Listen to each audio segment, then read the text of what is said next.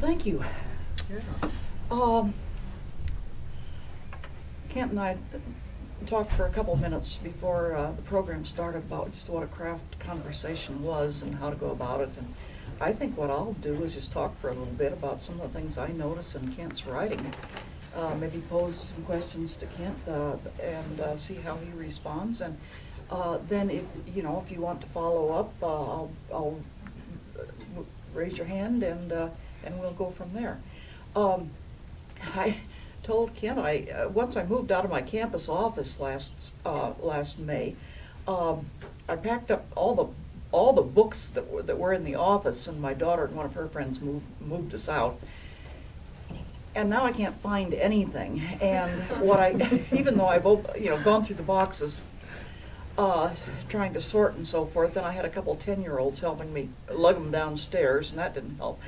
I mean, I cleared out upstairs, but it didn't help with the process of locating things. And so I couldn't find Kent's novel Twisted Tree, which I know I've got, which I've read, but I may have to pick up another copy tomorrow. And then I'll find the other one.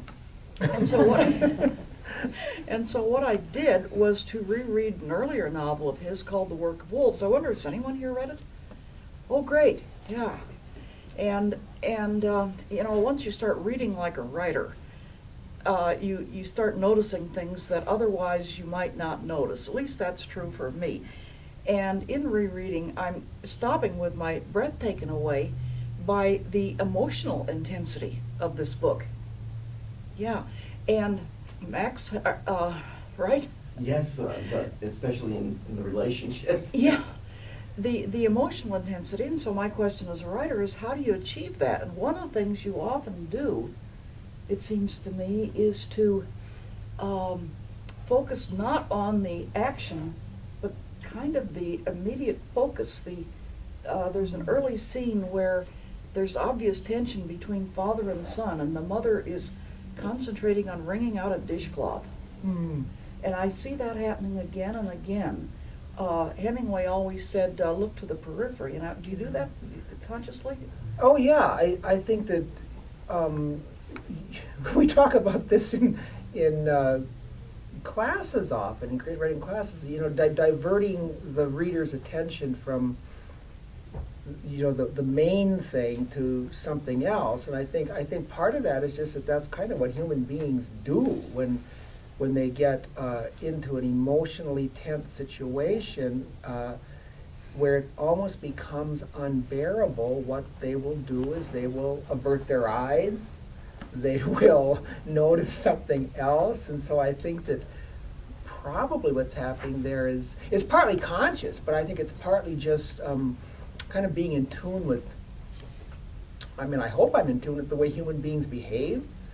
And so when you do that sort of thing, it's a kind of a form of understatement, which I think is always more powerful than overstatement. But I think it's also partly it's the way human beings deal with intense emotion or intense situations very often, is they divert in order to handle it. So, yes, I'm aware of that. I'm aware of doing that. Yeah. This is a passage about halfway through the book, and in this passage, a high school student and a young cowboy in his 20s are having a talk on the edge of the highway. The cowboy has driven up in his truck and is asking Earl to go and with him to look at some abused horses. And this is what happens when Carson, the cowboy, asks the question. A horn seared the air, and an 18-wheeler rocketed between them, sending Earl back a step with a battering ram of hard air it pushed. Straw and dead leaves swirled high behind it and descended in slow, chaotic circles as the semi-square rear end diminished down the highway, a doorway growing smaller and smaller toward oblivion. The smell of cattle it carried remained for a few seconds, thick as soup, before the wind diluted and swept it away. I don't think those horses have changed much, Earl said. I don't need to look at them again. Now, what is the purpose of that passage, I ask myself. And one of them is the word chaos, the dead leaves and straw. The horn rocketed between them, sending Earl back a step with a battering ram of hard air it pushed. Now, what Kent's not doing is saying that the question takes Earl aback and he doesn't want to answer it. He isn't expecting it. It has a strong emotional impact on him.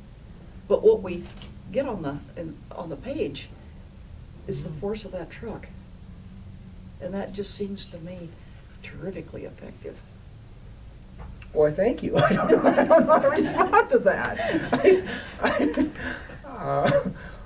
Is there a question in there, Mary? Well, I don't somewhere? suppose so. So let's change it. Let's change to another topic, unless somebody has a question about this idea. Tell us a little bit about your writing process. There are writers who say that novelists who say they always know the last sentence when they start. We've been talking about that in class, and no, I don't. I don't. For me, a novel is a thing that's just too complicated to hold in my head, that it actually has to be emerging on the page.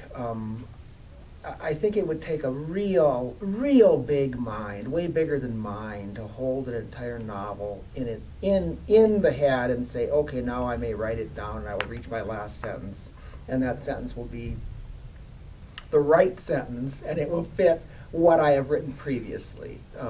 I think just phrasing it the way I just phrased it makes people aware of how unlikely that is. Because that last sentence has got to it's going to have to fit what came before it. And so if you're able to take a last sentence, that last sentence, and write everything into it, and then it works, I would greatly admire you. I can't do it. I mean, so I'm always trying when I write a novel to hold it always open until, through draft after draft, until I finally put that, what becomes the last sentence, in place, and the novel is finished. I mean, for me, a novel is a thing held open. It's a door held open. As long as I can keep it open. So, I guess I talked quite a while on that in answer to that, Mary. But yeah, I don't know where I'm going. We approach it in Yeah. just slightly different ways. One of the things that happens in this novel is that all the characters make difficult decisions. Every single one of them.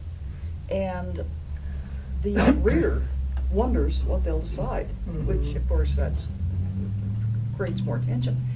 And I found myself wondering that and sometimes being surprised at what they decided to do, but also saying, well, yes, that's just how it has to be. So my question is, do you know from the beginning what they will decide to do? No, I don't. And in fact, I don't know from draft to draft. This novel took 6 drafts. And there's one real critical point in this book where I don't want to give it away, where these 4 boys, young men, they do a thing that is really the core of the book. And every time I approached that scene, I had to ask myself, will they do it in this draft? And I always answered that question, yes, but it always emerged in their conversations in different ways. And that's, I guess, what I mean by holding the book open. I know this is the critical point of the book. If they do this, they decide A, it's one book. They decide B, it's a second book. It's a different book. And I always wanted to be sure that I did not, for the ease of writing, make them decide A. But always keep that open and say, in this draft, they just could decide B. But they did decide A. Who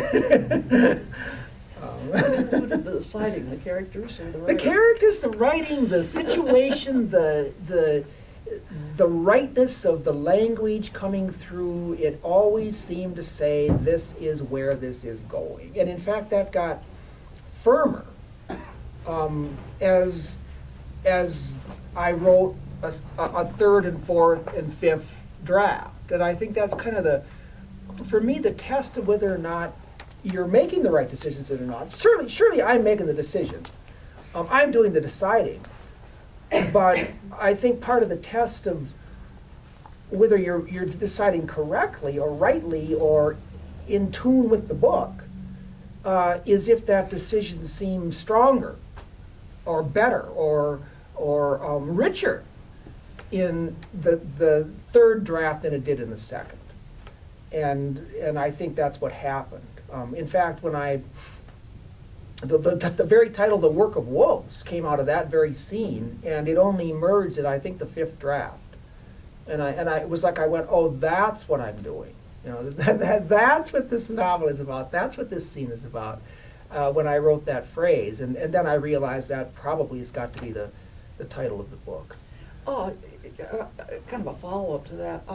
The way you describe not quite writing that scene, I think I can guess which one. Mm-hmm. You almost sound like, you know, my little Yorkshire Terrier nowadays, getting stove up, takes her several tries to jump up on the bed. And, That's how I write. I'm going like this. Are you resisting the scene? Partly because it's a pretty grim I thought scene. it'd be hard to write. I Yeah. could see myself just, oh, no, I don't want to write. Yeah, it's a pretty grim scene, and you I don't want it to happen. Yeah. It was given to me. I mean, it's a scene that came out of a story actually told to me, and I've talked to my workshop people about finding stories and then building off of the stories you find. And this was a story that had its origins in a class I was teaching on Western literature, and a young woman, after we would study the Virginian, and there's a scene in the Virginian where a man named Balaam abuses a horse in some pretty atrocious ways, and the Virginian, the hero of the novel, pulls Balaam off his horse and just beats the crap out of him. And after that, this young student came up to me and she said she wanted to tell me this story, and it was a story about an abused horse.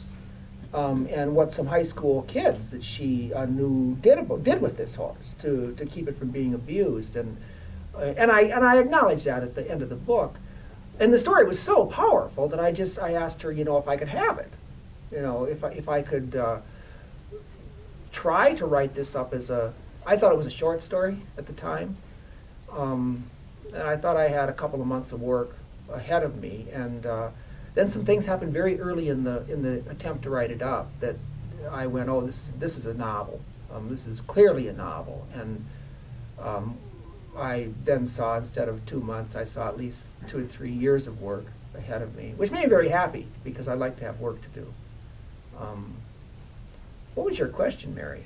My question is whether you resisted writing that scene. Yeah, I did. And there are other violent scenes in Yeah. the Work of Wolves. I guess, that's where I was going, because the world gives me the scene, but the book does not have to do what the world says. And so I did resist it, because what these high school boys did was, well, it was pretty tough. But I could not find in my own world, the world of the novel, a better way to resolve what I was writing. And so, but it was not easy. It's not a pleasant thing that occurs in the book. Yeah. The conventional wisdom that I think we pass on to writing students is that if you have to include backstory, do it quickly. Keep it to a minimum. If your backstory's that interesting, why don't you write the backstory? and another thing I noticed in the Work of Wolves is, and I think that's true of others of your work, is a lot of backstory. We learn a lot about Carson's grandfather, for example. Right. We learn a lot about the German boy, Willy's background, and to the second, third generations. And we learn a lot about Earl's family and the background. That's true. And I didn't find myself getting, bored or starting to skim. I was really interested in that, and I wonder, how do you How do you pull that How off? do you pull that off? Oh, man. I want another interviewer.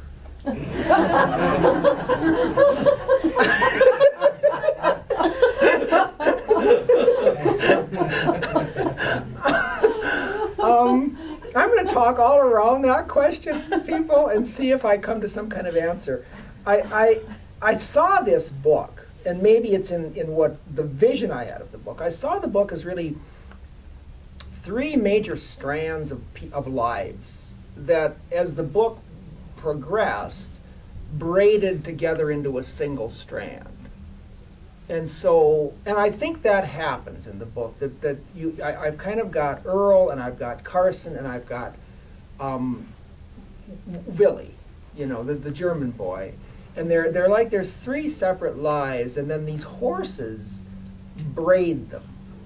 And so by the end of the book, these three strands of narrative have become a kind of a single strand. And if you read the book, you'll probably kind of see that happening. And I think that to try to answer Mary's question here, because of that structure, those three lives are allowed to be, perhaps more fully developed than they would be if I had started right off with this thing put together as a single narrative. I think you need to push a narrative it's already those three guys together. You need to push that forward. But when you've got these three things and they're slowly kind of coming to meet each other, if they're going to meet and braid or twist or be a rope, you've got a little more time and probably a little more need even to develop the things that get braided. And I really don't think I've answered her question at all, but I've answered something. I don't know how that gets pulled off exactly. I think one way might be that often the backstory brings, how to put it, I'll use the word myth in a very specific sense, in that as a professor of mine when I was an undergraduate once said, by myth I do not mean it's a damn lie. But myth is a way of shaping a narrative to fit a point of view, to fit a world view. And we find that on a number of levels. At one point, Billy's father is telling him the Abraham and Isaac story. At another point, we're hearing about a Lakota figure known as Goat Man. And around here, the Nez Perce told we have a Nez Perce student or two in the program a couple of years ago, that it's Hoof Man. Anybody hear Hoof Man stories? Interesting. Yeah. Very Hoof Man. interesting. Wow. So we get Lakota stories. And then in some ways the ancestral stories are another form of mythology in this very specific sense. So it seems to me that's one of the things that's working there. I realized a person could do a scholarly essay on this, and I decided I didn't want to. I'd rather read the book. But it's a very intricate weaving, and the image of weaving, beading, is very All over. strong here. Very strong in the book. Yeah. But speaking of mythology, two of the main characters, you didn't mention the fourth, Ted. Ted, I see him as he's the fourth. He is the fourth. He doesn't get much point of view. Right. He kind of entered the book as a semi-major character later in the process, and so, but he becomes kind of major. He becomes more and more very significant. Major. So Ted and Earl are Lakota. Have you gotten any flack? I was really from a afraid of it. Lakota I was point? really afraid that I would, I would get Lakota people saying, you got it all wrong, or you have no right to be writing from the viewpoint of our people. But I've got none of that. Partly, I think that was care. I realized I was on. Let me tell you a little bit about that. When I began this book, I really considered that question very seriously. You know, can I do this? Because I had to make a decision. Am I writing a book about the region, you know, which is, you know, South Dakota, or am I writing a book about something different? And if I'm going to write a book about South Dakota, I cannot really, honestly, aesthetically, not include Lakota people in their viewpoint, because it, in my view, permeates South Dakota politics, society, even the people who are the rabid racists, are highly influenced by the people they are racist against. And so to write a true book about South Dakota, I felt I had to include Lakota characters, or I was really confining my my vision. And so I chose to write a South Dakota book and to include them. But then, aware of the possible repercussions of that, I was very, very careful. Read a lot. I've got, of course, Lakota students. I've been on the reservation. I've taught as a writer in the schools in the state and done residencies in these areas. I made sure the book got read by a Lakota reader. I did those sorts of things to. What is really interesting, though, about this is Goatman. I picked up Goatman when I was on a writer in residency, writer in the schools. This little kid, fourth graders, told me about Goatman, who runs around the reservation and chases cars and scares people at campfires. And this kid challenged me. He said, "You don't believe in him, do you?" And I kind of went, "I don't know, you know." But that's one of those, you know, those primordial stories that we've been talking about, and I'm not going to forget him. And so he appears in the book. And a traditional Lakota woman and storyteller whom I know, I met her at a convention several years after the book was published, and she said, "You know, when I read your book," she said, "I read that Goatman and I was going to get all over you, because the Lakota never had goats." And she says, "And then I asked my granddaughter if she'd ever heard of Goatman, and she said, 'Oh yes, Grandma, he's running around the reservation.'"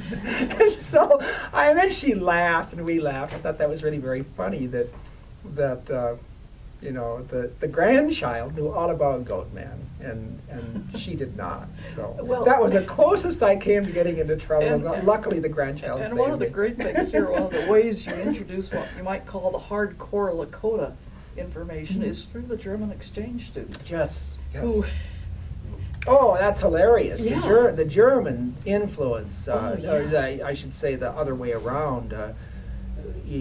If you live in South Dakota I don't know if it happens out here, but if you live in South Dakota for 3 or 4 years, you become very aware of the European and particularly German interest in Lakota culture. And so I went to Germany. Willie wasn't originally part of the book. He kind of walked into the book, literally walked into the book. He's what made the book a novel. I had this Earl on top of a hill. He was trying to get away from a party he didn't want to be at, and so he sees these horses down on the bottom of the hill, and he says, "I'm going to go look at those horses." And for whatever reason, people, I think I needed something to get him down the hill, because if I said, you know, I've got to get him from here and at least a half mile down to the hill where the horses are, and I could have transported him, you know, you can white space, boom, you white space, and then you can just say, you know, Earl leaned on the fence and looked at the horses. But I don't know, I didn't feel like doing that. I wanted to walk him down, and I needed someone to go with him. Is how I remember this. It just is a narrative thing. I needed to walk him down the hill, and so he says, "I'm going to look at those horses." The next sentence I read is, "I'm going with you." This voice pops up behind him or behind me and says, "I'm going with you." I'm like, "Well, who the hell said that?" this is how I remember writing this. And so I thought, well, who did say that? And then a thing I'd borne in my head for a long time. When the Berlin Wall went down, there was a conference at the School of Mines and Technology in Rapid City about the meaning of the Berlin Wall. And Mines has a lot of European students, and this German exchange student at the college there, not an exchange student, he stood up in the audience and said that that his father, talking about the meaning of the Berlin Wall, and he said that his father had tried to commit suicide when his father discovered that, when he discovered that his father was a Nazi. He tried to commit suicide. Let me get this straight. The student's father had tried to commit suicide when he discovered that his father was a Nazi. And I heard this story secondhand. I heard it from somebody who had been there. So these kinds of secondhand stories or third-hand stories, people, are another kind of story you really want to hold on to. As I'm talking to my class here, it's one you haven't talked about, but it's one that you really, if they get told 2 or 3 times and they're still alive, there's some power that is running through them. And so and of course this is knocking me, oh my God, that's one I better put in the back of my head and store. And so when I write this book and this voice says, I'm going with you, I kind of go, who said that? And then it's like, boom, well, I know who said that. It's a German foreign exchange student who's come to South Dakota because he's interested in Lakota culture. And his father tried to commit suicide when he found out, et cetera, et cetera, et cetera. And within that space of recognition, I realized I was writing not a short story, but a novel. It was like, boom, that's got to be a novel now. So again, I've lost track of the question. But yes, the German influence in South Dakota is very, very strong. And I did go to Germany, spent 10 days there talking to people. And it's really funny. In Germany, if you ask them what they know of South Dakota, everybody in Germany knows 2 things in South Dakota. And they are Pine Ridge Indian Reservation and the Sturgis Motorcycle Rally. Isn't that funny? You probably know the work of Linda Hazelstrom. I do, She's yes, got an yes. essay somewhere. Yeah. Linda Hazelstrom is an essayist from South Dakota. It is South Dakota, Mhm. yeah, right. Yeah. Her idea of a really good time is to go to what they call a rendezvous, where you dress up like a fur trapper and live in a teepee for a week or longer. And if you're female, I guess your pioneer style dresses and whatever. And it's kind of a form of reenactment, I guess. Mm-hmm. And she describes in an essay the time some Germans came and just put them all to shame because their costumes were so great, and they knew so much. And they know more than they ought to know. But I also wanted to tell a Hoofman story, kind of the opposite of what your experience, because some years ago, Nez Perce woman in the class, great nonfiction writer, and great fiction writer, and we had a visiting writer whose name I won't mention from New York, and the Nez Perce student turned in a piece. I don't now recall if it was fiction or nonfiction, but involved Hoofman. And the writers, the visiting writer said, how are you going to get us to believe this? And she looked back at him like this. And the other students in the class told me about it. There was talk of the English department for about a week. And he said that the visiting writer sort of did a double take and said, "You really believe this, don't you?" and the student who was telling me this said, at that point, the rest of us just sat back and ate our popcorn.